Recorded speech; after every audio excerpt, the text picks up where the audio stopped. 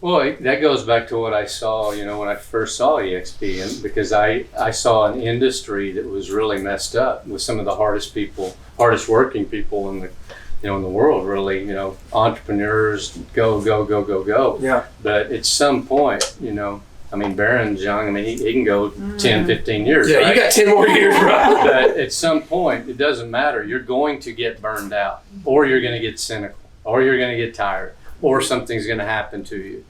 Eventually, that day is coming, and for 99 out of 100 agents out there, there's nothing after that. There's no backup plan.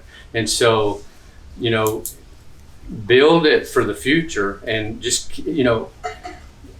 the whole thing of revenue share is really, it's all about duplication. And we were talking, yesterday about, y'all know who J. Paul Getty is. I read his book when I was like 20 years old, and he said, I'd rather have 1% effort of 100 people than 100% effort of my own. And It's leverage. I've always thought about that in any business I've ever been in. And with this model, it's never been more true. See, the people that I've recruited to EXP are now 1% of my entire organization.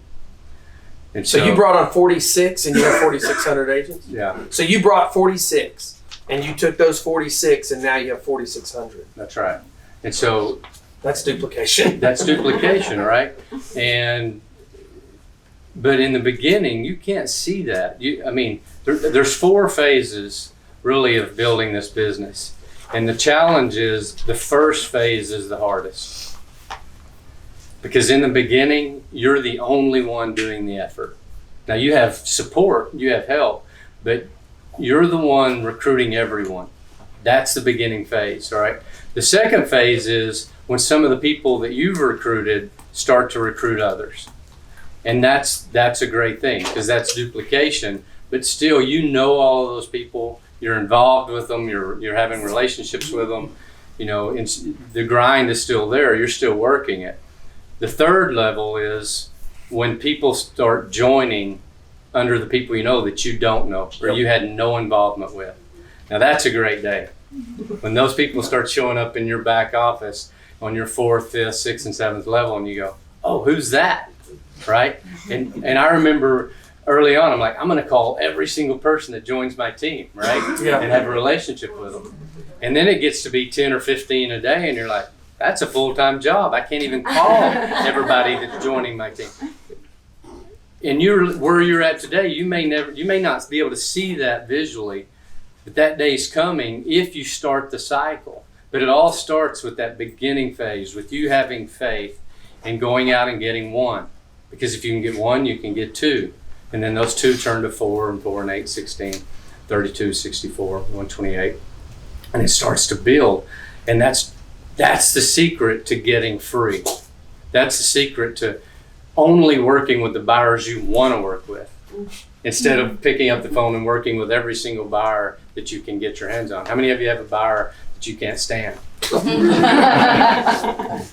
Oh my God. So to me, this is the backup strategy for the day when you have an option where if you don't want to sell a house this year, or you don't want to take a listing this year, or you just want to give them all out as a referral fee, you can do that because you created something and you were consistent with it over time.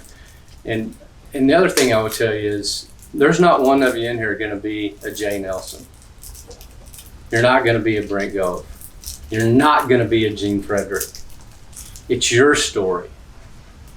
It's you. You're the one that has to take your personality and the way you do things, the way you do business, and take ownership of that and make it your own. Stop trying to be somebody else. Yep. Just be you. Yep. Be the best you can be. I always say, be the best agent on the side of the deal. And if you're the best agent on your side of the deal and you're the cream of the crop, you will automatically begin to attract people. Go out there and do your business with a sense of pride like you've never had before, and look in the mirror and go, do I want 100 people on my team just like that guy? Right? And you will start to attract those people. Yep. They will come. But if you're always upset or cynical or then be careful what you ask for, because that's what you're going to attract, right? And so it's really just a matter of staying the course. This is a faith-based deal, and you're going to be challenged. There are going to be people that tell you you're crazy.